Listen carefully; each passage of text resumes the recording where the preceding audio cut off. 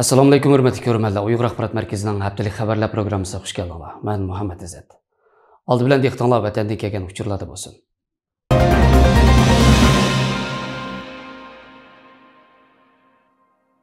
(2021 yil 12 ayning 15 kuni Uyg'ur axborot markaziga kelgan uchurda bildirilishicha, Xitoy doiralari Sharq Turkistonda atalmış yer planlash nomida Uyg'urlarning yerlarini tortib olishga boshlagan. 40 mo yer bo'lgan dehqonning 30 mo yerini uning ko'z oldida Xitoy ko'chmanga taqsim qilib berib, 10 mo yerni dehqonning o'ziga qoldirgan ahvollar bo'lgan. Kent boshliqlari har kuni 4 avtobus Xitoy ko'chmanlarini qabul qilishga majbur bo'lmoqda deyilgan uchurdan ma'lum bo'lishicha, ba'zi kentlarning yerim aholisi xitoylashib bo'lgan.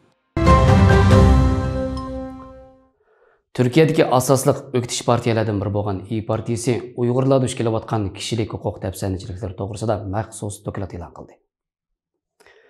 Huawei şirketining Uyg'urlarni nazorat qilish projektiga bog'lanishli ekanligi bayqaldi.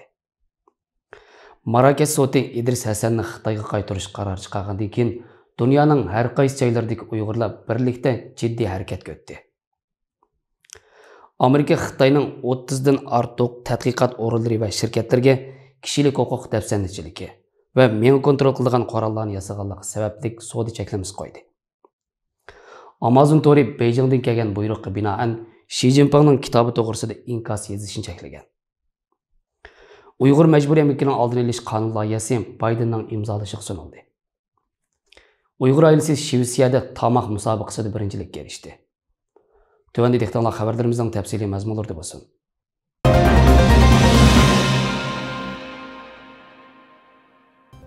Öz xabarimiz.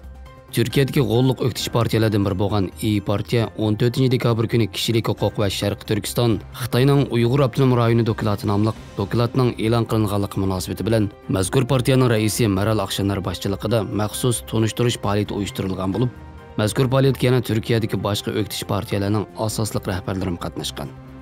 İYİ partiyasining organ torbetida ko'rsatilishicha, mazkur doklad Uyg'urcha, Turkcha, inglizcha, Xitoycha 4 tilda tayyorlangan. Mazkur dokladning 137 betlik Uyg'urcha nusxasida Xitoyning Sharq Turkistondagi umumiy qilmish atmishlari, jumladan Uyg'urlarni assimilyatsiya qilishga urinishi, Uyg'urlar duch kelayotgan e'tiqod, ma'arif, fikr erkinligi masalalari, jazo lagerlari, majburiy emgak, ayollarning majburiy tug'mas qilib o'tilish qatorliq temalar lager shohidlarining guvohliklari va boshqa dalillar asosida atrofliq bayon qilingan. Bu faoliyat yana mazkur dokladni tayyorlovchi Husayn Rashid lager shohidlarining guvohliklariga va Birlashgan Davlatlar Tashkilotining 1948 yil imzolangan irqiy qirg'inchilikning oldini olish ahdnomasiga asoslanganda Xitoyning navbatda Sharq Turkistonni qilayotganlari dal irqiy qirg'inchilikdir degan. Qo'g'dug'uchi gazeti torining 15 dekabrdagi xabariga ko'ra, Washington Post gazeti tarafidan tekshirilgan bir yurish setish tashviqoti hujjatlarida Huawei shirkatining Uyg'urlarni asosli obyekt qilgan nazorat qilish projektini vujudga chiqarishda rol o'ynaganligi bayqalgan. Mazkur projekt ovoz xotirasi tahlili, tutib turish markazlarini nazorat qilish, siyosiy arboblarning o'rnini iz qo'g'lash, Sharq Turkistondagi atalmış amonlik saqlash nomidagi nazorat qilish qatorliq turlarni o'z ichiga oladi ekan. O'z xabarimiz. Bu yil 7 ayning 19 kuni Xitoy hukumatining talabi bilan Marokash davlat xavfsizlik xodimlari tomonidan Marokashning Casablanca aerodromida qo'lga olingan va shuningdan buyon Marokash tutib turilayotgan kompyuter injeneri va Uyg'ur kishilik huquq faoliyatchisi İdris Hasanning soti Marokash adliya tarmoqlari tomonidan 5 qatim kechiktirilgandan keyin Marokash soti mush oyning 15 kuni İdris Hasanni Xitoyga qaytarish to'g'risida qaror chiqargan. İdris Hasanning advokati Milad Kandilning bildirishicha, Marokash sotining mazkur qaroriga qarata norozilik arzi sunilmaydi ekan.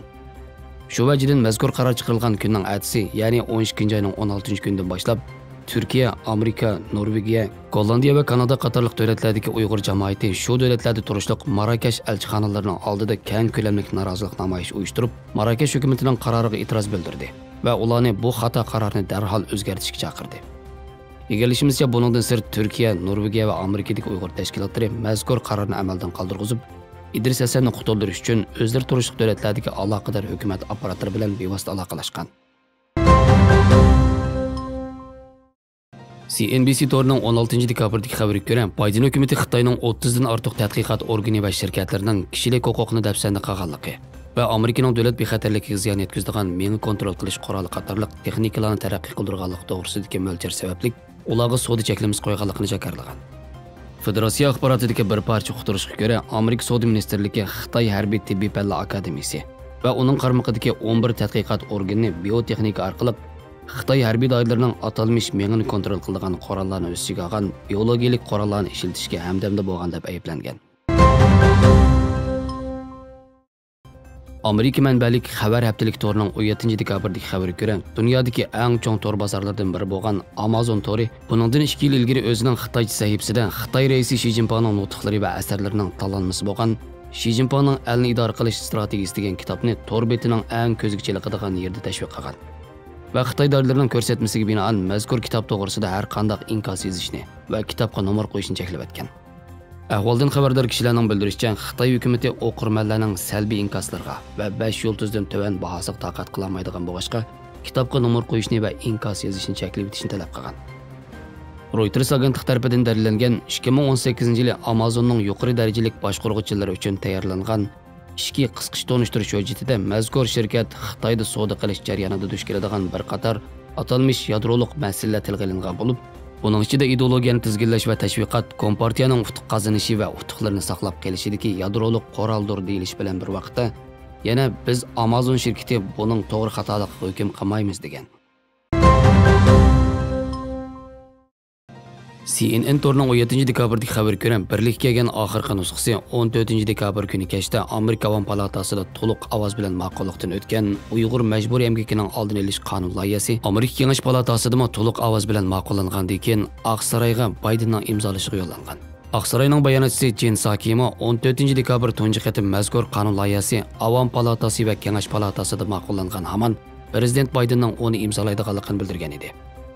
Mazkur qonun loyihasi rasmiy qonunga aylangandan keyin Sharq Turkistonda ishlab chiqarilgan har qanday mahsulotning Amerika bozoriga kira olish uchun cho'qim shu mahsulotning majburiy emgak bilan chetishligi yo'qligi isbotlanishi shart ekan.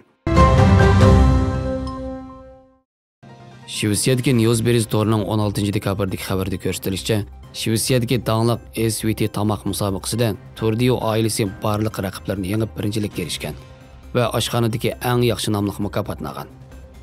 Qozog'istonda cho'ng bo'lgan Mariya va uning 28 yoshli qizi Nazuk va 17 yoshli o'g'li Davud Shvetsiyada yashayotgan Uyg'ur oilasi bo'lib, bu uchaylardan tarkib topgan guruh Uyg'ur tamoqi bilan Shvetsiyadagi eng danglik bu programmaning chempionligini qo'lga keltirgan. U musobaqada danglik yemaklik bog'lovchilardan Tarix Taylor, Niklas Ekstest va Miflit qatorliqlar baholug'uchi bo'lgan bo'lib, chempionlik erishishning maxsus tamoq risolasi nashr qilinib, butun mamlakatga tarqatildi ekan. Xabarlarimizni ko'ringlar, rahmat. Ko'rishguncha omon bo'linglar. Xayr xo'sh, Allohga omonat.